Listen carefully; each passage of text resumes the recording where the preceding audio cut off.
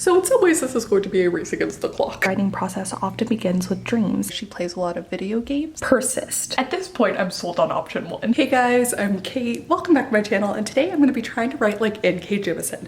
Now, It is just before 9 a.m. about the time she starts working. according to a very old blog post, like 2009 old, over a decade old. Old. Much like Rick Riordan, I'm gonna actually be trying to take more of the spirit of Nora into account here rather than her actual routine for a variety of reasons, which I think are super relatable because her routine has changed a lot over the years as she has progressed from writing on the side to writing while working full-time both to then writing full-time. So yeah, let's give a little bit more background on her first though. First off, Nora has been nominated for so many awards, ranging from the Nebula to the World Fantasy Award to the Hugo, which she is the first person ever to win that award for all 3 books in her Broken Earth series.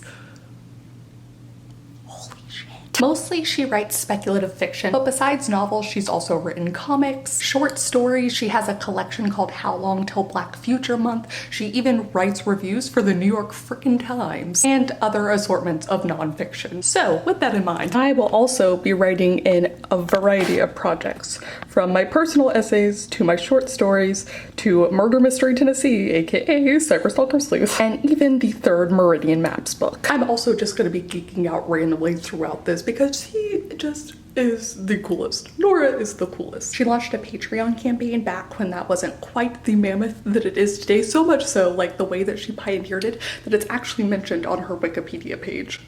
Also, she has a Wikipedia page. I am also even a patron of her and frequently enjoy my monthly cat updates. So without further ado, let's get to the routine that I'm kind of trying to piece together over the various interviews that I've read. It also, hopefully at some point, will explain why I look like I just rolled out of bed. But besides her routine, we're also going to be talking over her thoughts on the tortured artist stereotype, how she balanced working and writing full time, which I just really loved her conversation and her answers surrounding that, and also the way she uses her dreams to kind of kickstart her writing process. So the first thing to mention is the different word count goals she had at each stage of her kind of writing career as she moved into like writing full time. So I mentioned this blog post earlier when she was attempting to kind of recalibrate her routine, which first off, this blog post is so relatable. I'm gonna link it down below and all the resources I use down below. And at this stage in her life, she was trying to get about 1,000 words a day. And one of the reasons I brought up Patreon earlier is because she kind of famously used it to transition into the full-time writing life. It took her years, so it really was a transition. She used to work in higher education and psychology combined with writing, and then she moved to writing and taking side jobs to make her money, and then finally, with the help of Patreon, writing full-time. From this interview in LitHub, you can see that. LitHub. When asked how she balanced writing with her full-time job, she said, "I balanced it poorly. I managed both for near on 20 years though by picking jobs that I enjoyed whenever possible. One of my hats is career counselor, so I knew work-life balance was important to me, as was having coworkers who I like spending time with and so on. That helped a lot. And I had very modest writing goals on work days, like 100 words or 250, no more. I was perfectly okay with doing nothing but editing a previous chapter on those days too." I know that this poses a really interesting question over on authortube because there is such a mix of people in different stages of writing and whether they have a full-time career or side jobs that they take on. So I just really liked reading a lot more about how she balanced it, and her admitting that there were periods of her life when she didn't balance it well was really interesting to me. I know that when I was working my corporate job, I also had very meager word count goals, and so it's just nice seeing someone like N.K. frickin' Jemisin, you know, kind of talking about that. But when asked about this on Reddit, what her goal was for her word count each day now as a full-time writer, she said that her production speed is about 3,000 words a day. So because I also write full-time, spread out over the course of a lot of different jobs and different novels, I'm also going to be aiming for that 3,000 words a day. That is the hope. That is the goal. Now, referencing back to that old blog entry, besides general waking times and sort of going to sleep times, most of this was also just reinforcing goals on like working out, eating less, spending less money in New York City, limiting all the snack-y, wine-y consumption, which again, I relate to deeply. However, it does seem like the goal was to write for several hours a day, kind of in one chunk rather than interspersed. So I'm going to follow her 9 a.m. breakfast workout and then write for however many hours it's going to take me until I hit the 3,000 words. So in some ways this is going to be a race against the clock. But before I start my day, I do want to highlight this one quote again from LitHub about the best piece of writing advice Nora received before publishing, and I'll read it first. Persist. That is, if you continue to work on your craft and continue to improve and continue to submit, you will eventually break through. I found this to be true. Now, obviously there's some mix of talent here, like not every writer who has persisted has gotten nearly as many awards as N.K. Jemisin has, but I love that advice to just persist. So with that in mind, now that it's a little bit past 9, I'm hungry. Let's get started. I actually have some Greek food leftovers that I'm gonna have. I'm so excited. I'm also excited because so far, though it's a few hours after when I normally do it, Nora's routine is remarkably like mine, in that we start our days with exercise. Today I'm just going for a walk with intermixed stair stepping because it is threatening rain and I don't want to go too far. But I find that exercise always helps my creativity, especially if I'm trying to like sort of zen or focus in on the problem. I really liked Nora's answer to this question about when she struggles and how to keep writing when the writing gets hard, in quotes. What motivates me to keep going is my support network. I'm very lucky to have a good writing group, though I'm on hiatus with them now, and good friends who will push me when I falter. And hanging out with other writers, hearing their struggles with self-doubt, and realizing that just comes with the territory. Then we tell each other to get over it and get back to writing, which is exactly what I plan to do now after I have finished my walk and showered. It does still look like I rolled out of bed, but that is because I just wear pajamas all the time. Writer life. But I am gonna follow Nora's advice on this because I do have a Patreon live stream that I set up from 1 to 3. I'm even gonna have a patron co-host, Izzy. So I'm really excited to just chat with other writers. I have a feeling that after these few hours I'm gonna need it. I'm gonna need that push. But without further ado, it's time to get writing. Let's start with the hardest one. Yay!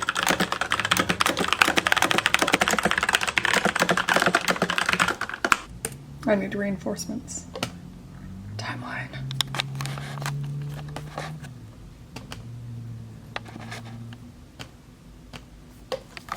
Yay. This right here is the part that I'm working on now. All the question marks.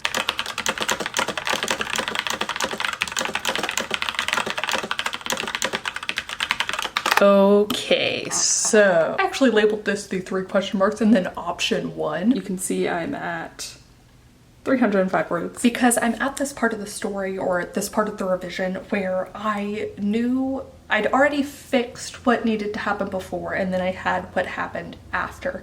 And there was just this part where I didn't know which scene needed to come first. And even though I'd spent time brainstorming it, I could not figure out which scene needed to go which way, because theoretically on the timeline it wouldn't really matter. All of the additional layering had happened here. It's just that these 2 scenes needed to happen. So I thought I would do option 1 and then write out option 2, since clearly the brainstorming alone had not given me my aha. But writing option 1, I'm already figuring out that that's the way to go. That is the option, that is it. Because I think it's actually going to solve an issue I had later. This is one of those things, I think because I'm a discovery writer, that I don't realize. It's like my subconscious has figured out something that I haven't figured out. So again, theoretically, it doesn't matter which scenes go where. It's just that I think I can hint to something later that I could not do if I reversed them. And adding the hints in there, I think it'll kind of be able to keep up the tension as well, in a way that I don't think I could do with option 2. At this point, I'm sold on option 1. I think that is my solution. Yes, I'm nowhere close to done with that scene, so I'm going to keep writing it, and yay. I've been struggling so much, and yay, yay, yay, yay.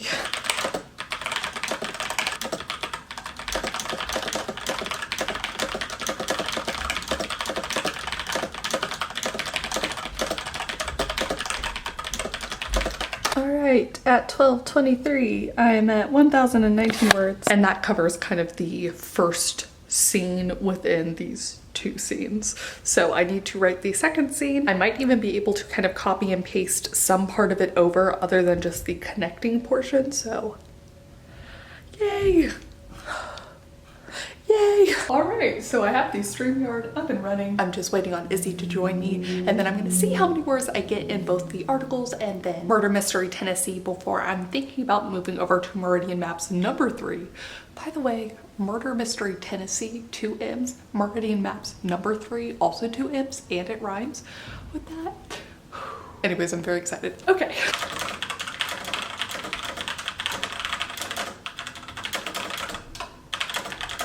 All right, with 6 minutes left on the first sprint, I finished Murder Mystery Tennessee for the day, and I got 1,248 words. I managed to finish off a scene in Murder Mystery Tennessee. I have unstuck myself in that story. I'm so excited. It only took, I don't want to talk about how long it took, but it's done.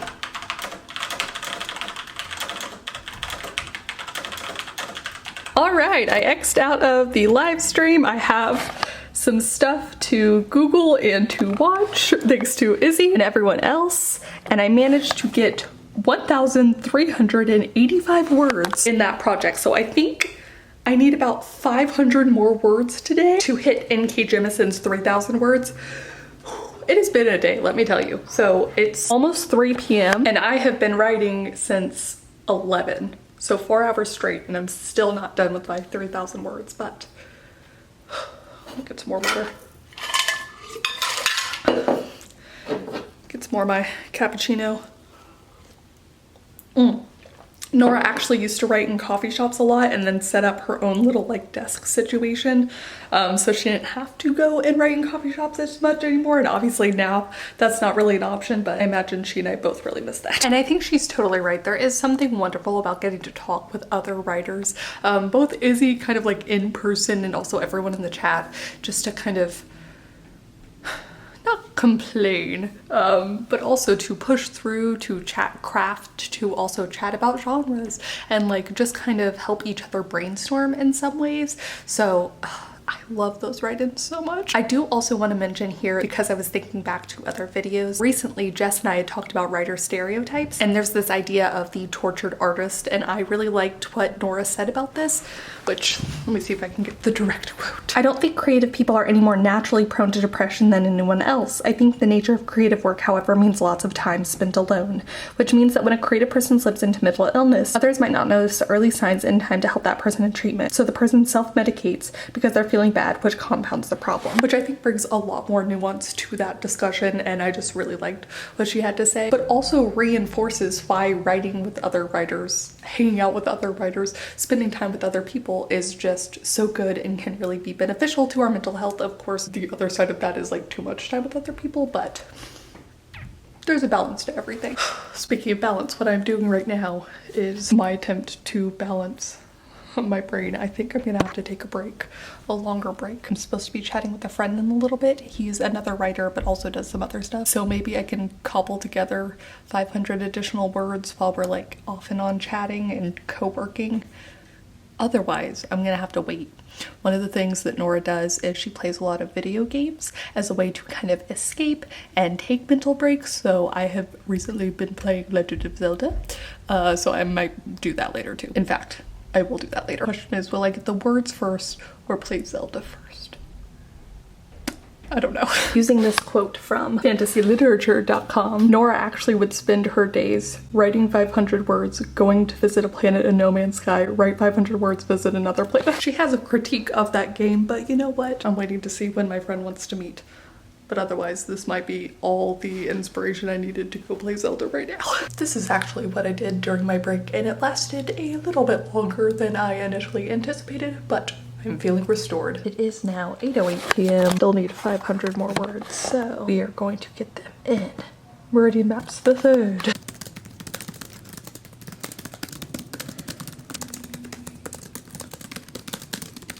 All right, I'm at 440 words now. 60 more until I cross the finish line. When I was chatting with my friend earlier, he was asking me about word counts, and I've said before that on a really good day, I can hit 4,000 and be ready to like write again like normal the next day. But I think on average, I probably hit around 2,500 to 3,000 maybe. So this 3,000 today at least is feeling a little bit like a stretch, but I'm 60 words away. I can do it. I can do it.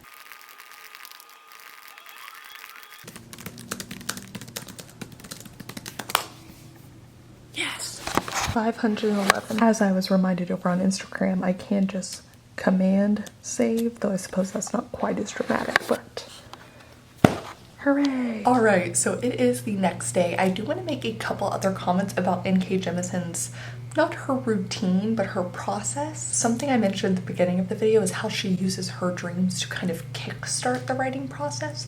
The quote goes, from the New Yorker, it says, Jemisin's writing process often begins with dreams, imagery vivid enough to hang on into wakefulness. She does not so much mine them for insight as treat them as portals to hidden worlds. Her tendency is to interrogate what she sees with if-then questions until her field of vision widens enough for her to glimpse a landscape that can hold a narrative. I don't personally dream in that way. I wish I did. I had hopes that last night I would dream and something would come to me. It did not. But I love the interrogation of if-then questions. So helpful. From that same article, it also mentions how she has a folder where she stores snippets, ideas, and random thoughts, which does every writer not have one of those? Like, it's just so perfect. And then I also love that despite all of her crazy success and despite how often she's writing, she still writes fan fiction, mostly to keep herself sane, but she also uses secret identities, according to the New Yorker. And I think it's just so cool to see that though a lot of us writers get our start in fan fiction, the love for it never really goes away. Please do comment down below. Let me know if you've read any of N.K. Jemisin's books. Let me know what you think of her pseudo routine. Again, I kind of did this sort of thing to get it together, but I just had so much fun researching her, and so I knew that even though it was not as strict as some people, I had to do it. And please do also comment down below and let me know how you managed to balance your full-time job or your full-time student life with writing, and if it's something you've gotten better at over time. Yeah. Thank you guys so much for watching. Thank you especially to some of my new patrons this month. Ina Errol-Kana, Amanda Creek, Catherine Murray, Sid Sapak, and Jenna Barrett. And I will see you all very soon with the new video. Bye. Today I'm going to be trying to write. Like...